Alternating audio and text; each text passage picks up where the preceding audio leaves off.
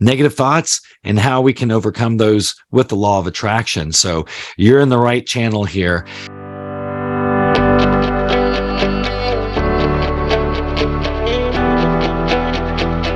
Hi, this is Daniel Lakstins, and you're listening to the Ultimate Reality Surfing Program. Be sure to subscribe and hit the bell so that way you can always get this awesome content for helping you to create the best life ever. Hi, this is Daniel Lakstins, and you're listening to the Ultimate Reality Surfing Program. And I have my guest, Ronan, Todd. Hey. Ronan. How's it going? It's super duper, Daniel. Thanks for having me. That's awesome. Well, today we're going to be talking about limiting the beliefs. And what else are we going to talk about? Negative thoughts and how we can overcome those with the law of attraction. So you're in the right channel here. How many of us do you think in life are going through, situations that keep happening to us? Negative situations happen to us over and over. And it comes down to really just some limiting beliefs that are baked into the subconscious brain. What do you think, Ronan? Yeah, I try to reframe everything positively, and anything anyone says to me comes out the negative. I try to correct them, which kind of causes feedback and anger directed at me because I'm the positive guy. And they like to say, I was trying to be negative unconsciously. Well, the funny thing is even when we try to help others, we don't on purpose, but we unintentionally actually are creating resistance in them. Sometimes just being present with them and not saying a word, just our high vibration will be enough to help people. So if you listening to the show right now, if you've been in that situation like Ronan, like I have too, sometimes that's the best thing to do is just be there for them, but not really say anything. Because the minute we try to help them by saying something positive, it makes them feel like we're attacking them, and then we get the wrong result. They get the wrong result. So the best thing sometimes is to shut up, which is kind of hard for me. How about you? Yeah. People always like to hold on to their negative thoughts, their negative actions, because it's coming from a space that they haven't gotten in touch with inside. Yeah. And it also comes down to some of these belief systems that are built into us. We don't want to let them go. A lot of times the argument we're having has nothing to do with the argument. It's just that we want the other person to believe that we are correct. We don't want someone to know that we were incorrect about something. I think all of us are guilty of that, but it comes down to limiting beliefs. Can you go in and explain a little bit about limiting beliefs, Ronan? Anything that I have which holds me back and holds my vibration down doesn't allow me to get in touch with my higher self. And that I think of it as like a crooked picture frame. So I always straighten picture frames, and that's my nature. I can't live in a room. I can't sit in a room where negativity is there. And that crooked frame needs to be tweaked, needs to be fixed. And it just keeps your vibration low when you focus on those ideas and those concepts. And it doesn't allow you to be positive. So helping people recognize the negativity they're experiencing and giving them a pathway to reframing it into something better, I think helps people remove that stress and that tension from their everyday lives. I love the way you said that, reframe it too, because you're talking about the picture frames being crooked. Yeah. Reframe, that's really cool. Yeah. And for me, even some of the things that we grew up with, I remember the first time it was probably a teacher or something says, "Oh, well, where'd you hear that information? It's wrong." And I was getting ready to say, "It was my dad," and fuck you. I'm like, but he pulled out the, encyclopedia, and my dad was wrong. So what? We're all wrong at times, but he learned it from someone that learned it from someone that learned it.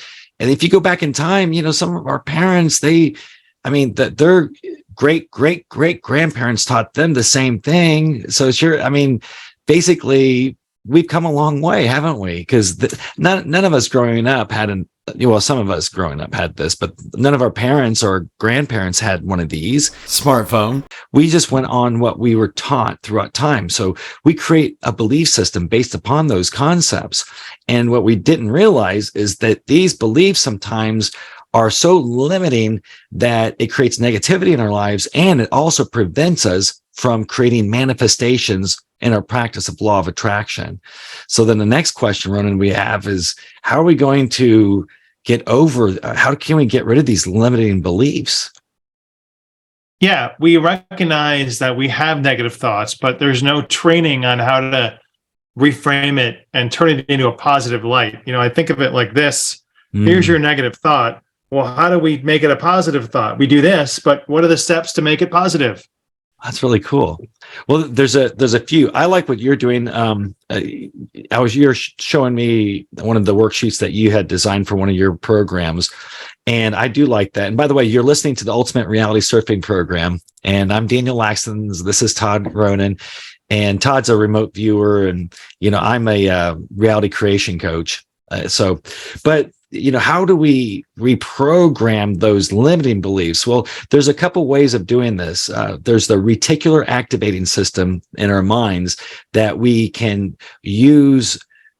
I mean, you can take anything that your subconscious mind believes and then get rid of it by reprogramming it through confirmations. So when you have a limiting belief, it happens because a situation happened to you, and then you assigned a meaning to that situation. And then your mind kind of believed it. Maybe it's so, maybe it's not.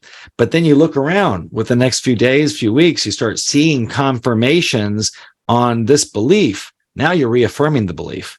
And I mean, I've seen people do this with needing surgery. Friend just got surgery on a knee. Next thing you know, they're like, I feel a little pain in my knee. I wonder if I'll need surgery.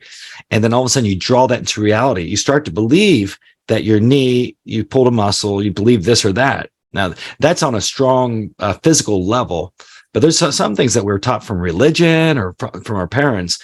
The way we get rid of those is then we choose a belief that we would rather have, and then you look for confirmations over time. Now, I love the technique that you have because it desensitizes the belief. So that way it makes it a lot easier for some of us. We can't get past that. Can you explain how you have a worksheet that actually will help them to reframe that belief, Ronan? Yeah, one of the classes that I offer helps you design your own positive impact in life. And I figured out that the idea of you hating something brings you down. It gives you negative energy. Let's take a musical genre that you particularly hate. You can retrain and you can recondition yourself to really accept and enjoy that music by removing that negative belief system about you hating it. Because something happened to you a long time ago, which makes you hate that genre. Mm-hmm. I'm not going to play favorites or specifics here, but let's pretend, for example, choose one you don't like at home. If my mother hated a song, I didn't like the song either. When I was a little kid, 3 years old, 5 years old, if she hated that song, it's a beautiful song. Later on, I reprogrammed myself to like the song.